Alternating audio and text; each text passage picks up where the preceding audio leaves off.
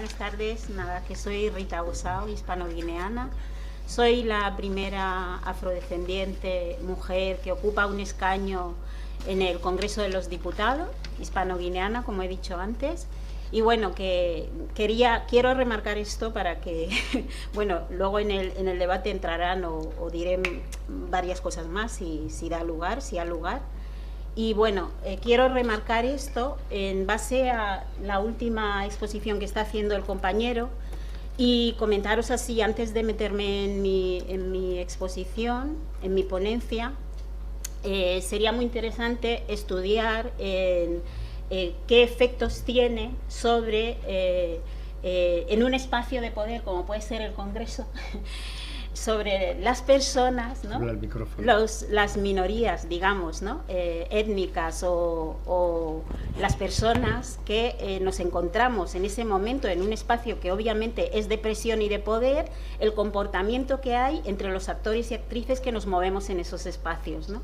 Me ha venido a la cabeza que sería muy interesante hacer una investigación en torno a mi presencia en el Congreso de los Diputados, ¿no? Que yo ya estoy tomando muchas notas, pero obviamente sería bastante interesante meterse en un estudio, ¿no? Simplemente por enfrentar, ¿no?, este tipo de cuestiones que van mucho más allá del tema del poder, de los sujetos, de cómo obtienen el poder y cómo se manejan en esos espacios cuando se ha considerado a otras personas como subordinados, ¿no?, desde un momento determinado y por cuestiones que bueno, que ya sabemos sobradamente, ¿no? Me ha parecido muy interesante vuestro estudio y bueno, mucho ánimo y para lo que queráis, que yo ahora estoy de observadora y tomadora de notas en el espacio que me encuentro. Nada, buenas tardes, muchísimas gracias a la organización de estos seminarios, muchas gracias por crear y generar estos espacios que ya lleváis unos años, ¿no?, que hablan de Guinea, que nos acercan, ¿no?, a estos espacios que obviamente donde hablamos de Guinea Ecuatorial y que me gusta mucho de una manera sobredimensionada, debido a que se habla muy poco de Guinea Ecuatorial en España y es una verdadera pena, ¿no? Bueno, pues el título de mi propuesta es un poco provocadora porque, bueno, se llama La supervivencia de las minorías en el contexto de la dictadura de Guinea Ecuatorial, ¿no? Y entiendo que es provocador, por lo menos para los guineanos y las guineanas, pero también entiendo que la mejor manera de resolver los problemas que nos ha generado la dictadura es ponerlos encima de la mesa con valentía y plantearlos desde las visiones políticas y sociales que requiere el tema, ¿no? Siempre que nos ayuden, sobre todo, a generar vías de convivencia, de desarrollo democrático y de respeto entre nosotras, y que sabemos que por el hecho de la democracia es lo que nos ha faltado o nos falta, ¿no?, en estos tiempos, ¿no? Seguramente las personas que nos encontramos o os encontráis aquí, ya no os hace falta que os explique qué es Guinea Ecuatorial actualmente, dónde está o qué relación ha tenido con España, ¿no?, que sabemos que es una excolonia, que se encuentra en Centro África y que obtuvo su independencia en 1968. Uno de nuestros mejores escritores vivos, referentes ecuatoguineanos, que es Donato Ndongo, aquí presente en esta sala, qué alegría me ha dado volver a verte, hace una descripción del país que me parece trágico, duro, real, pero las cosas no dejan de ser por su dureza y su realismo. Por eso voy a recordar sus palabras antes de meterme en materia. Dice el señor Donato Ndongo que la autobiografía de la sociedad guineana actual implicaría quizás explicarla desde un personaje que carezca de nombre y que no tenga localización concreta dentro de Guinea Ecuatorial. ¿Por qué? Porque una vez que en 1968 se logró la independencia de España, vino eso que llamamos y conocemos como el momento poscolonial, el mismo que dio continuidad a la presencia de la metrópoli en las dictaduras y que ahogaron al pueblo de Guinea Ecuatorial. lo poscolonial y las dictaduras dejaron una sociedad en las tinieblas. Allí las personas se quedaron sin nombre y sin localización. Bueno, pues desde esas tinieblas que nos ha generado la dictadura, desde las imposiciones de una familia y un clan que lo devora todo, planteo el dilema y los miedos de las minorías étnicas a la desaparición y a la vorágine y las presiones de la propia dictadura.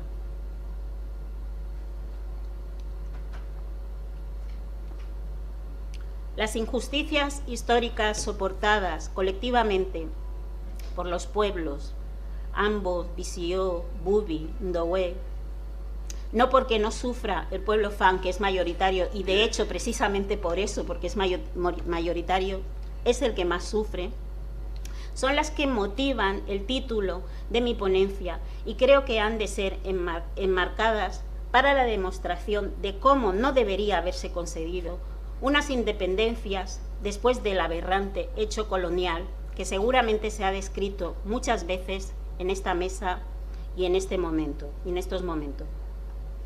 Hablamos de una atropellada descolonización con consecuencias que pudieron ser evitadas porque fueron previamente anunciadas y que nos colocan hoy ante pueblos que se han visto forzados a convivir soportando la militarización salvaje de sus espacios y territorios, condenados obviamente a la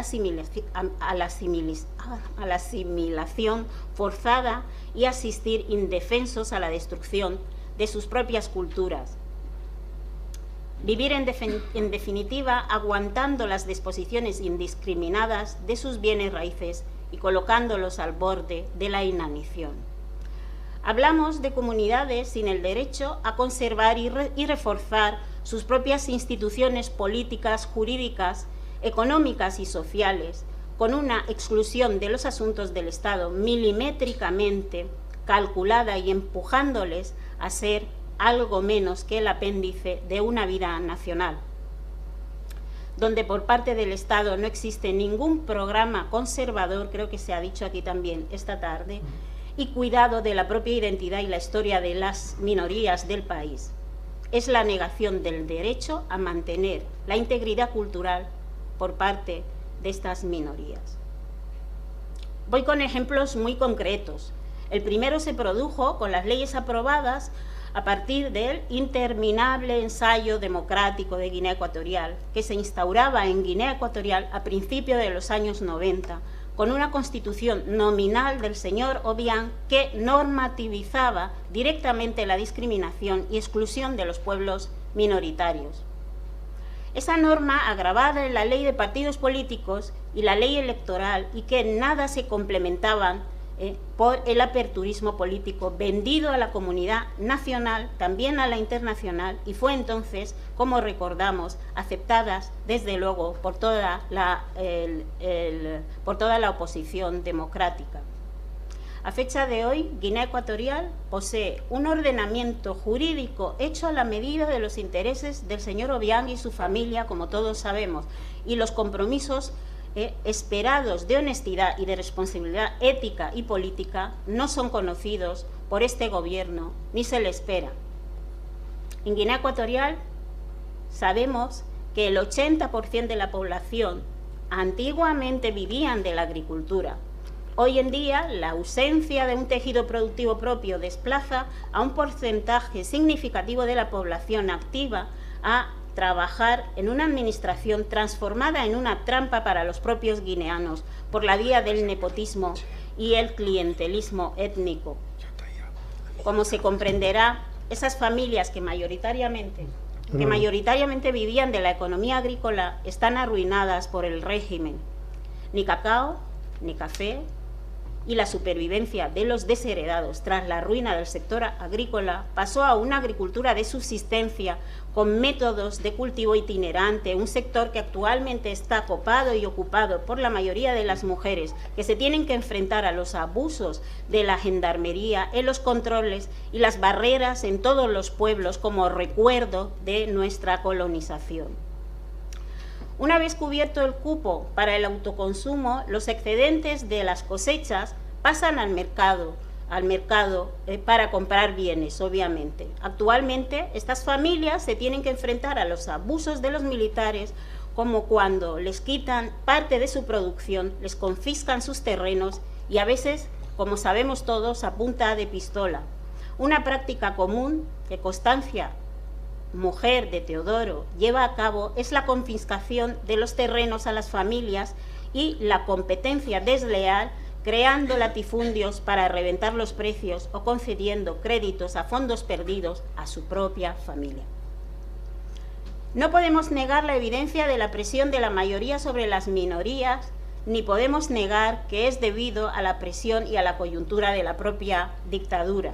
La supervivencia de las minorías en el contexto de las dictaduras guineoecuatorianas es una de las cuestiones más espinosas que jalonan los balances de 50 años de dictadura y de una vida en común. La historia común de todos los pueblos de Guinea Ecuatorial tiene tintes dramáticos que trascienden al imaginario colectivo. Sería interesante que guineanas y guineanos no nos hiciéramos trampa a nuestra propia historia.